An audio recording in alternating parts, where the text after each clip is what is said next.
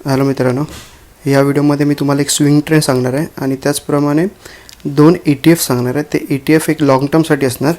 ठीक आहे, तर व्हिडिओ नक्की पहा आणि शेवटपर्यंत. आणि व्हिडिओ आवडला तुम्ही व्हिडिओला लाईक करू शकता आणि चॅनलला सबस्क्राईबसुद्धा करू शकता. तर आता आपण व्हिडिओला सुरुवात करूया. हे बघा, IRFC मी तुम्हाला तिन्ही मंथली, विकली आणि डेलीच्या टाईम फ्रेममध्ये मी तुम्हाला ॲनालिसिस करून दाखवणार. सर्वप्रथम आपण मंथलीमध्ये बघूया. त्याने इकडे डब्ल्यू पॅटर्न बनवला, बरोबर. आणि ही जी ग्रीन कॅन्डल दिसते ना, हे आपला रिटेलर बनवू शकत नाही. ठीक आहे, त्याच्यामध्ये एक मोठं इन्स्टिट्यूट ह्यामध्ये एंट्री केली असेल.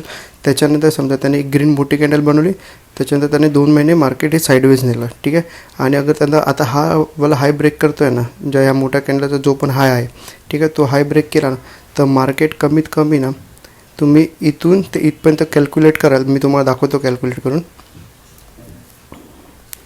अगर या लेवलपासून इथे तरी कॅल्क्युलेट केला ना, 98 पॉईंट होता, बरोबर. तो कमीत कमी पुढे 297 298पर्यंत जाईल. आणि मी सांगतो अगर लॉंग टर्मसाठी करत असाल तर 1:2 जावं, कारण 1:2 ना त्याला मग आरामात मिळणार. ठीक आहे, कारण एवढी मोठी इन्व्हेस्टमेंट आहे ना, कोण लगेच करण्यासाठी घेत नाही. ठीक आहे, अगर तुम्ही लॉंग टर्मसाठी करत असाल तर तुमचा नेक्स्ट टार्गेट हा डायरेक्ट ₹400 असणार आहे. 193 194 अगर तुम्ही एंट्री घेता ना, तुमचा कमीत कमी टार्गेट हा, तर तुमचा जास्तीत जास्त टार्गेट हा ₹400 आसपास असायला पाहिजे. आणि अगर तुम्ही रिस्क कमी घ्यायची असेल तर तुम्ही 1:1ला पण निघू शकता. ठीक आहे, म्हणजे कमीत कमी 300 पॉईंटला तुम्ही निघू शकता. आणि अगर तुम्हाला जास्त हवे असतील तर तुम्ही 400 पॉईंटपर्यंत थांबू शकता, कारण हा बऱ्यापैकी रॅली निघणार. आणि आता मी तुम्हाला विकलीमध्ये एक ॲनालिसिस करून दाखवतो, म्हणजे आपल्याला मंथलीमध्ये आपलं हे कन्फर्म झालं आहे की हा एक बिग ट्रेंड येऊ शकतो. आता पण एकदा विकलीमध्ये बघूया. तुम्ही आता विकलीमध्ये बघाल ना, मार्केटने अप ट्रेंड दिला, ती खूप वेळ तो साईडवेज गेला, बरोबर. ना इथून खाली गेला ना इथून वरती गेला. तर आता आपलं एक फिक्स ठेवायचं, जोपर्यंत ह्या रेड कॅन्डलचा हाय ब्रेक नाही होता ना, तोपर्यंत आपण एंट्री नाही घ्यायची. आपली 193 आणि 194च्या आसपास आपण एंट्री घेऊ शकतो. आणि त्याचं टार्गेट मी तुम्हाला सांगतो काय असणार. अगर हे कसं, हे स्विंग ट्रेडिंग आहे, हे तुम्ही लगेच पण निघू शकता. जसं तुमचं टार्गेट कंप्लीट झालं होती, अगर तुम्हाला लगेच निघायचं तुम्ही लगेच पण निघू शकता. आणि तुम्हाला खूप वेळासाठी इन्व्हेस्टमेंट करायचं त्याच्यासाठी पण तुम्ही करू शकता.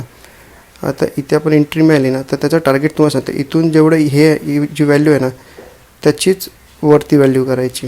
ठीक आहे, म्हणजे इकडे पण ऑलमोस्ट 300-400च्या आसपास 300च्या आसपास तुम्हाला एक्झिट मिळणार. ठीक आहे, त्याच्याप्रमाणे अजून एक हे बघा, सेम पॅटर्न त्याने परत बनवलं. जसं आपल्याला ह्या कॅन्डलचा 1:2 मिळाला, हा ब्रेक झाला ती साईडवेज नंतर, तसं आपल्याला ह्या कॅन्डलचा पण 1:2 आरामात मिळू शकतो. ठीक आहे, आता आपण एकदा final daily candle daily time फ्रेमवरती येऊन बघूया.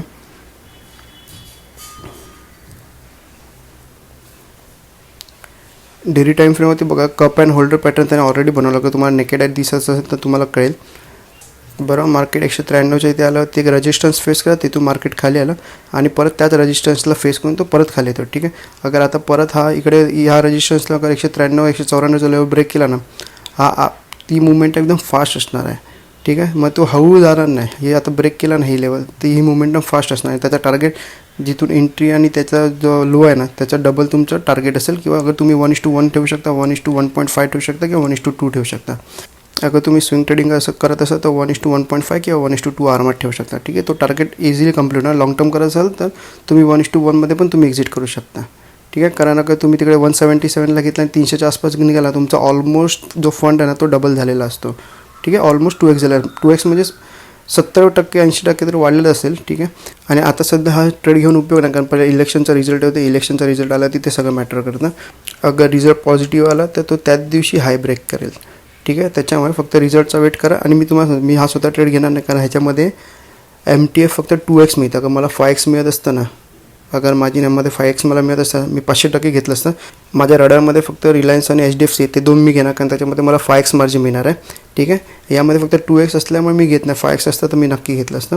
ठीक आहे, आणि आता मी तुम्हाला 2 ETF सांगणार आहे, आणि ऑलमोस्ट मी पण ते घेतलं, त्याच्यामुळे मी तुम्हाला सांगतो. ठीक आहे, आपण तिकडे जाऊया आता.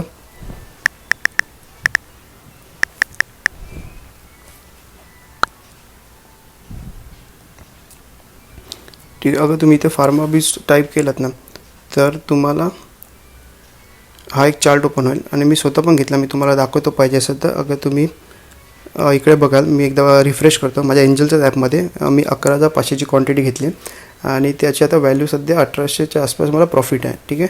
आणि हा मी स्विंग ट्रेडिंगसाठी ना, हा मी टोटली मी बोलतो ना, मी लॉंग टर्मसाठी घेतला आहे. त्याच्यानंतर तो 0 झाला तरी चालेल किंवा मग 200 पॉईंट झाला तरी चालेल. ठीक आहे. तो एक लॉंग टर्मच्या हिशोबाने मी घेतला. एक त्याने बऱ्यापैकी रॅली दिली आहे. ठीक आहे. एक बऱ्यापैकी रॅली दिल्यानंतर मार्केटवरती गेलं. इकडे पण बघा तुम्ही 3 कॅन्डल रेड बनवले, इकडे पण त्याने 3 कॅन्डल रेड बनवले. आणि जसं हा रेड कॅन्डलचा हाय ब्रेक झाला ना, एक बऱ्यापैकी एंट्री होऊ शकते. आणि तुम्ही आता पण घेऊ शकता, कारण काय असं माहिती आहे बघा, फार्मा हे आयुष्यात बंद होऊ शकत नाही. बरोबर, फार्मा हे बंदच होऊ शकत नाही. गोळ्या हे आयुष्यभर चालणार, काय ना काय फार्माची गोष्ट ही लाईफ टाईम चालणारच आहे. त्यामुळे फार्मा बीज हे झिरो होणं थोडं शक्य नाही, शक्यता जर कमी आहे. कारण एक कंपनी झिरो झाली ना, ती कंपनी फार्मा बीजमधून एक्झिट मारेल आणि त्या जागी दुसरी कंपनी एंट्री मारेल.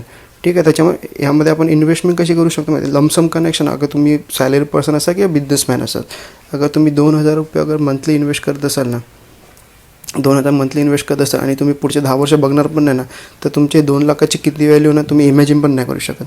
ठीक आहे. अगर तुम्ही लॉंग टर्मसाठी करत असाल तर फार्मा बीज करा. निफ्टी बीज पण चांगलं आहे, पण निफ्टी बीज ऑलरेडी आता 200+ आहे. बरोबर. त्याच्यामुळे फार्मा बीज ही सध्या व्हॅल्यू खूप कमी आहे, 19 रुपयाच्या आसपास आहे. त्याच्यामुळे आपण ह्यामध्ये इन्व्हेस्ट करू शकतो. ठीक आहे.